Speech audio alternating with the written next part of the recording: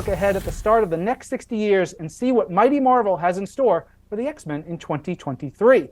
And joining me to talk about the future of the X-Men, Jordan D. White, X-Men Senior Editor, and Lauren Amaro, X-Men Associate Editor. All right, let's start out with a fun one. The first X title you each read. Jordan, what do you got? My first foray into the X-Men was through a side book. It was through Excalibur.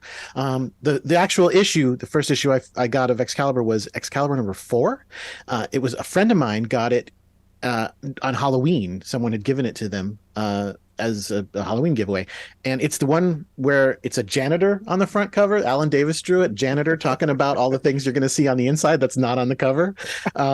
It's classic, amazing. I loved that issue. They fight Arcade. It's so cool. And that was my foray into it. I got huge into Excalibur, and then through that, I followed the Excalibur characters back into X-Men. And to this day, the X-Men that were members of Excalibur are absolutely my favorite. Kate Pryde, Nightcrawler, Megan, Rachel, Captain Britain. They are absolutely my favorites. Because that series rules. But it opened me up to this whole world that I got to enjoy.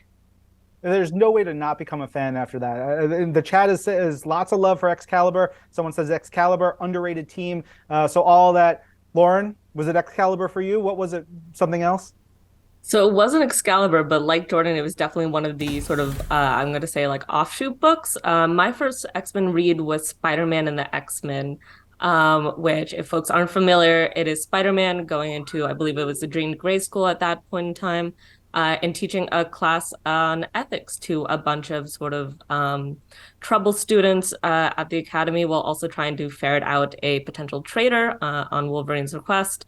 And it's just such a fun school adventure book with a bunch of really weird kids who have just like sort of the weirdest matchup of powers. There's Shark Girl, whose powers that she turns into a shark.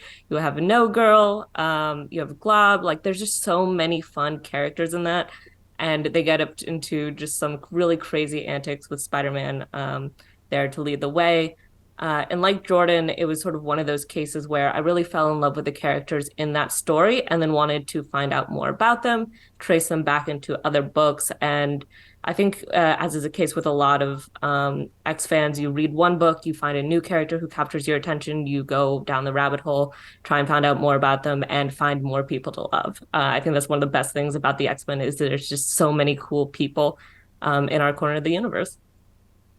Hell yeah. Someone in chat says, quote, I love turning people into dinosaurs, which was what, a Sauron quote? Or is that Stegron? It gets sort of flipped around in my head, but nonetheless. I think that's Sauron. Oh, gosh. I think it's Sauron. Look, we only work here. It's fine. No big deal, but it's still great stuff and great comic. All right. Of course, I know it's later this year, but we've been talking about it for a while. The Fall of X. How dare you? Also, what is the Fall of X? Jordan, can you tell us? Fall of X is going to be the next stage of our Krakoan X-Men story, and as the name implies, it's going to be a rough one for mutants. They've been, I mean, it's not like everything has been perfect since the founding of Krakoa, but things have been relatively good for mutant kind. There's been a bunch of things that they've had to put up with, but they still had their own nation and whatnot, you know, and things are going well. Are those things going to continue in Fall of X? Let me just say it's going to be dark, like I said, and they're going to go through some troubles.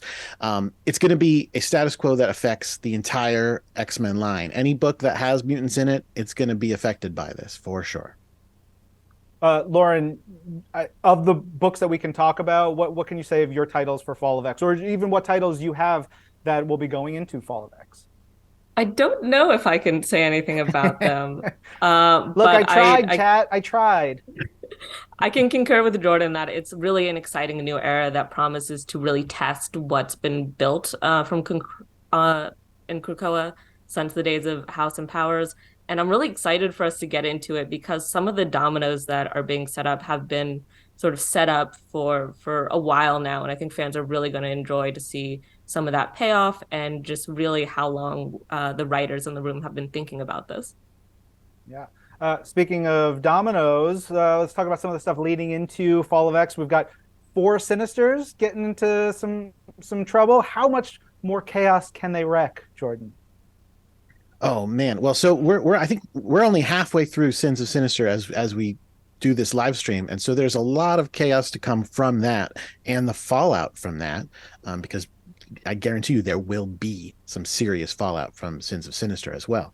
But then now we know all four of these Sinisters, each of them has their own approach for their goal and their own way of going about things. We got one who is the classic Sinister we know, one who's much more interested in humans and post-humans, one who's more interested in magic, and one who's more interested in the cosmic things.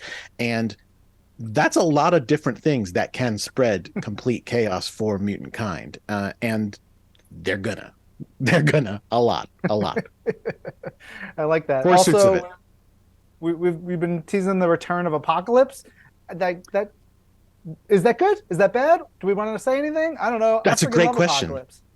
That's a great question. Is it good or bad? Obviously Apocalypse for many years was just a horrific villain that the X-Men never were friends with ever.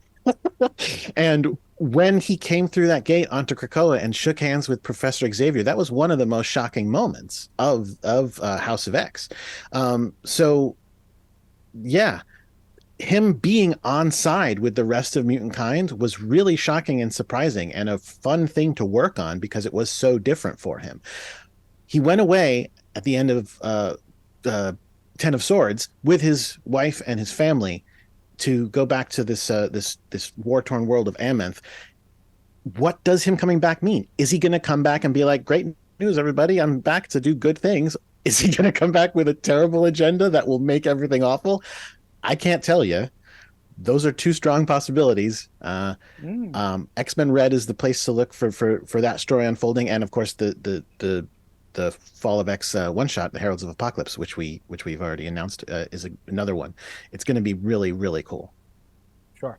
Also, we should be saying his proper name, but it's hard to pronounce. It's very hard to pronounce on a live stream. So saying Apocalypse, I think it's okay. We can get away with it. Have you figured out the pronunciation for it? Is there a pronunciation? Or you just only mutants can say that. It's a live stream. I'm trying very hard not to swear, Jordan D. White. I'll tell you that much. Lauren, I was thinking about Apocalypse in a suit in that one issue by Jonathan and Laniel, I believe. Do you like Apocalypse in a suit, or do you like him all flashy, cool costume?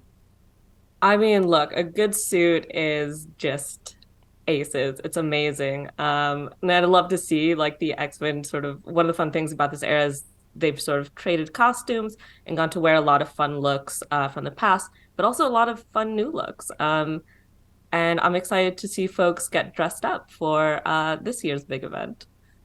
Yes, which is a perfect segue. Thank you, Lauren, to talk about the Hellfire Gala. Jordan, can you tell us, first, tell us what the Hellfire Gala is in case any of our viewers aren't caught up, haven't been reading. I know we've got people from every era and every fandom here. So how it came together, what it is, and what we can expect from this year's gala. Absolutely. Well, first of all, everybody's seeing Phil Noto's cover for this year's Hellfire Gala one shot as we speak, so they're getting their first look at some of the looks that are going to be worn there. But the Hellfire Gala was an idea that also came right after Ten of Swords, which means Apocalypse never got to go to one, which is a bummer. But Gerry Duggan came up with it. He was like, let's do a gala that the Hellfire Club throws, and it'll be crazy and big things can happen. And so far, we've done one every actual real life calendar year. How that works with Marvel time, let's not talk about. I could spend way too much time talking about that. But we've done one every actual calendar year, and every year something really big has happened. The first year is when mutants surprised all of mankind by terraforming Mars in the moment and claiming it for mutant kind, which was a huge thing, obviously. At the second one, they were just kind of doing a little bit of a show-off one, but that is also, it coincided with the world finding out that mutants have the power of resurrection and that no mutants die anymore. So that ended up being kind of not 100% great for them, but overall, okay, still, they got some news out there about how great they are. They've got their plans for this year. But this year also is the issue that kicks off Fall of X. So I'll definitely tell you things don't go the way they planned. How bad that is, you will have to buy the book to see. But let me tell you, this is a book you're going to absolutely want to buy. It is jam-packed with the best artists. We've got working on it right now. We've got Chris Anka, Josh Cassara, Russell Dodderman, Adam Kubert, Pepe Larraz, RB Silva, Luciano Vecchio, and more. It is going to be a killer lineup. You saw a couple of the designs there on that cover that Phil Noto did for us. We got designs being designed by all sorts of different artists, including a number of the ones we just said. And they look gorgeous. We've seen some that you haven't seen yet. You will be blown away. They are so cool looking. Lauren, please talk about this, Lauren, because you worked really hard on these designs with these artists. Yes, honestly, the Hellfire Gala is one of my favorite events in the year. It is such a big moving piece, but getting to reach out to artists and have folks design their look, it's been more fun every single year as folks start to understand what the gala is more. So I feel like almost everyone we reached out to really jumped at the chance, was so excited. And, before we could even get too far into the explanation, people were already like, I have ideas, I have designs, and every single one that's come in, I've just gotten more and more excited about. I absolutely cannot wait for you guys to see the variant covers. It's taking everything in me not to just shout and share them. I have to be patient and wait, but I'm so excited for folks to get their hands on it. Which I was going to say, don't have to wait long for, but it's coming out Wednesday, July 26th. So that's a little ways away, and that's fine. Also, the two of you, I'm going to be slacking you tomorrow. I want all those covers, all those designs. Don't keep them away from me.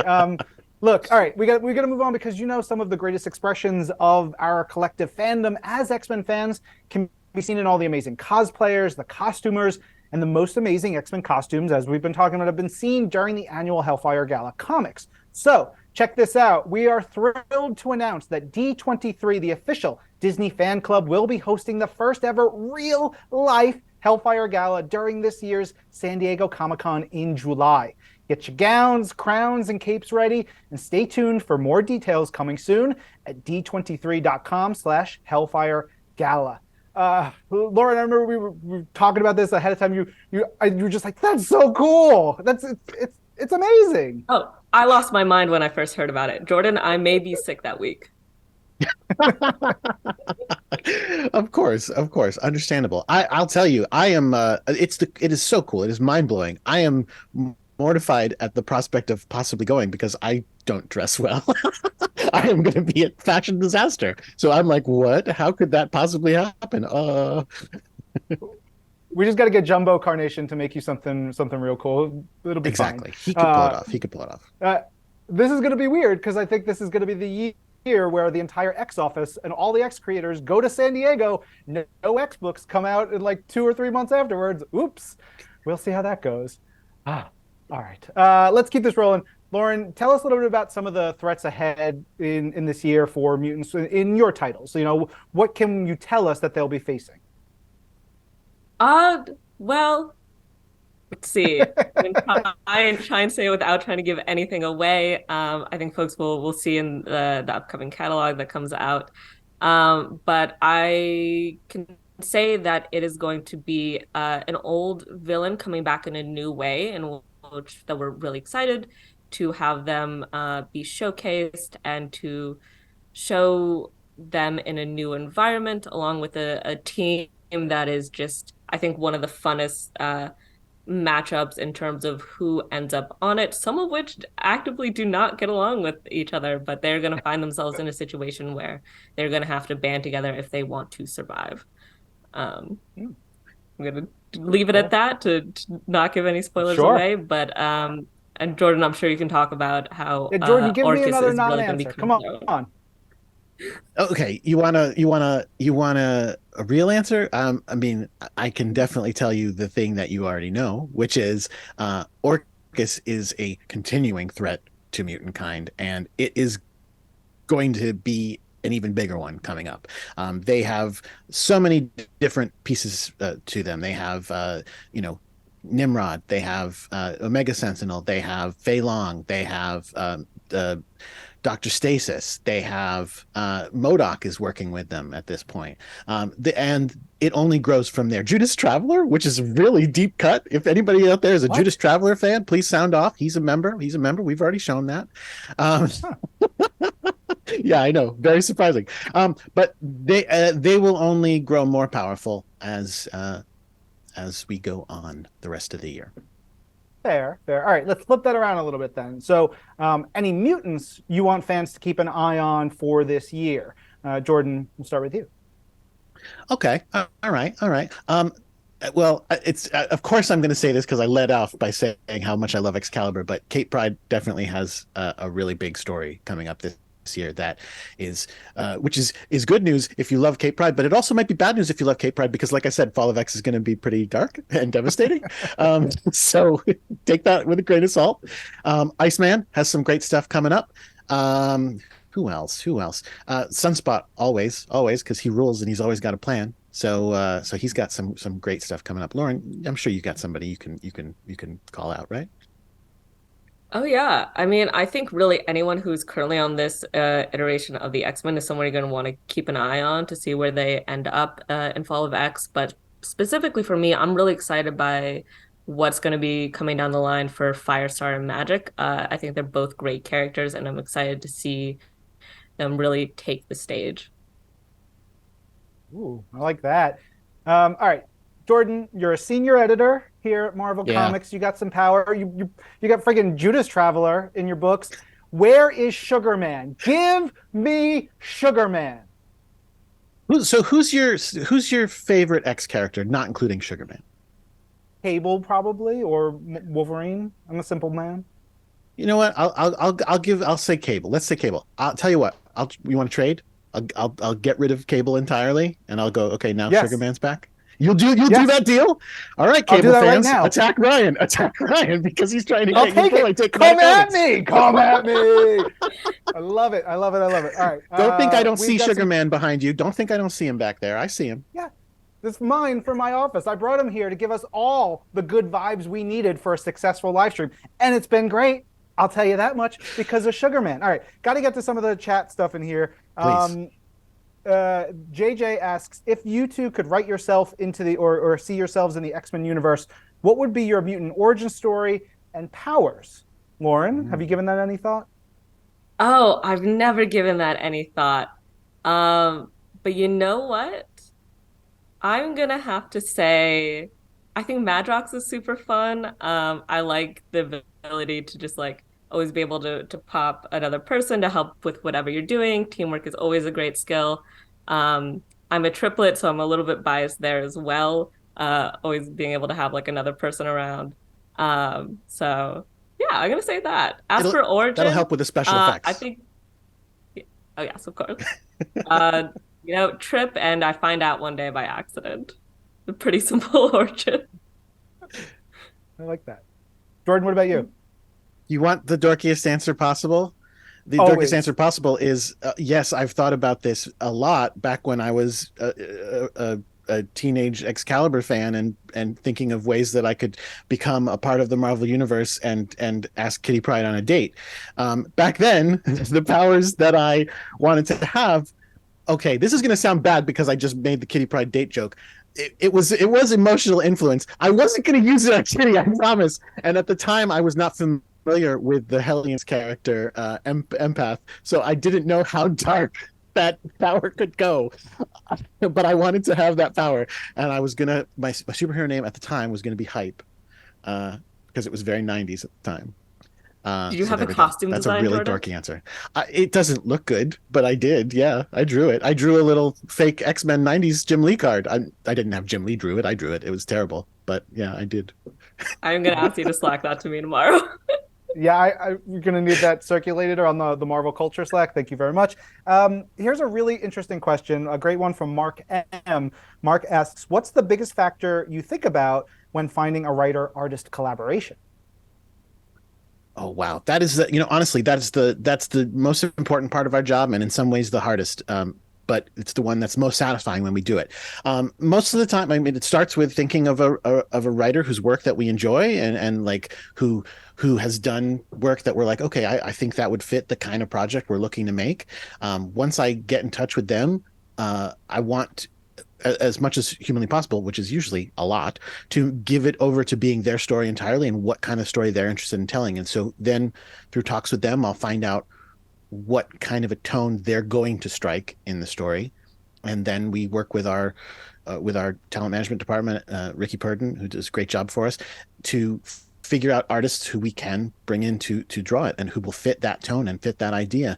And at that point, Tom Brevoort, executive editor at Marvel, always likes to say it's not a science, it's alchemy. You're trying to take these two things and throw them together and get something way bigger and more magical than you could possibly expect. And when it works, it is that kind of thrilling magic.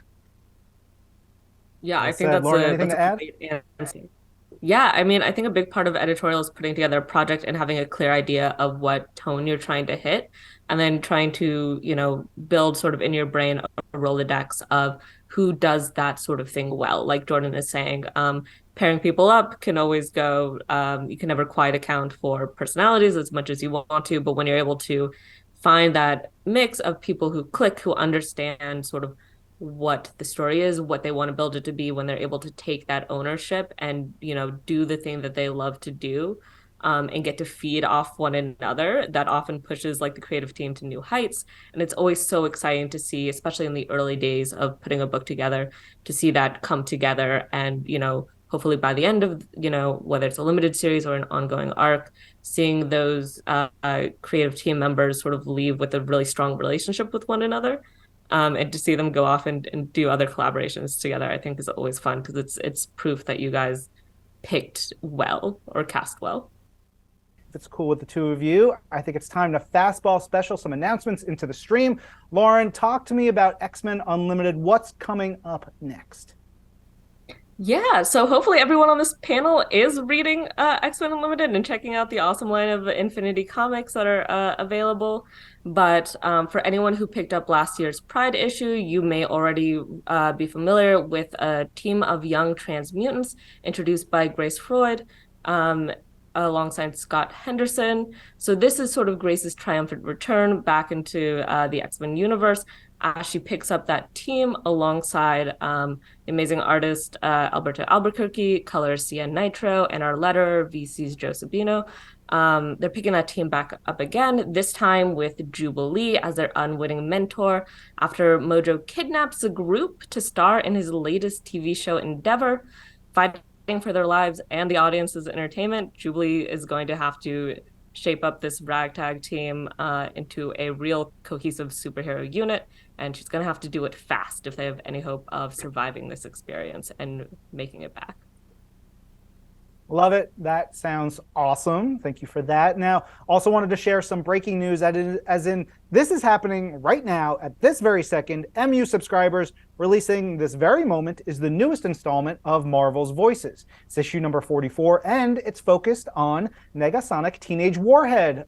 It's exclusively available on MU, dropped just for y'all right now during the stream. So we're taking a look at this. You can see the cover right there. It looks awesome. This is a brand new arc featuring Negasonic Teenage Warhead in her first ever solo story. Looking so cool. Jordan, can you tell us a little bit more about it? Yeah, absolutely. So if you know Negasonic, in the comics, one of her big powers is I just forgot what it's called. Like when you can see the future. Yes, that's what they call it. Anyway, point is, clairvoyance. There you go. She can see the future, and she gets a vision of the world ending, and then she gets another vision that if she is kissing this specific girl a certain amount of time in the future, then the world won't be ending. But she has no idea who that is, and she has no idea how to get there. And now she's got to make that happen in order to save the universe. Very, very cool. Also, there's going to be a little Deadpool in there. I wish you liked Deadpool, Jordan. I know you hate the character, but let's move on. Zaz Vid, Spilling Secrets is my absolute favorite. And while we're at it, I might as well share this really cool thing that... hold on a second. They're telling me I can't reveal that right now.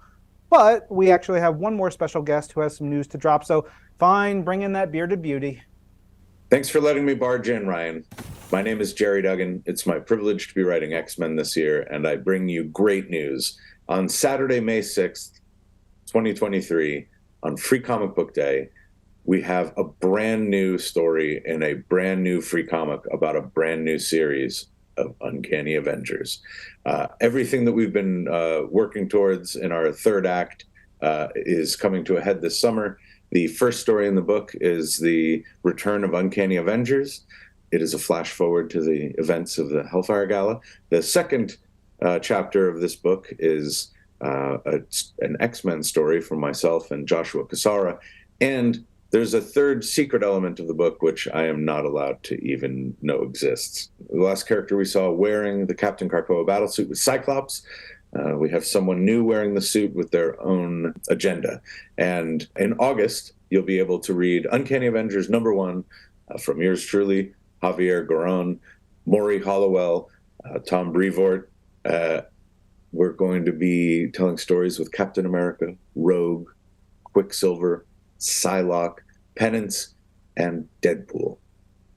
The Uncanny Avengers have existed to provide an example of unity between humanity and mutantdom, and they will need to work extra hard at that now as relationships and friendships have frayed in the events of Fall of X. I can't wait to find out what you all think of Uncanny Avengers. See you out there. Love you, Gerry. Enjoy your vacation. Thank you all for that. It's going to be so sick, and I see the chat is blowing up about it as well. So much great stuff here. Huge thank you to Jordan D. White and Lauren Amaro for joining us. And wave to everybody. Hit me up with all that stuff I wanted on Slack. See yas.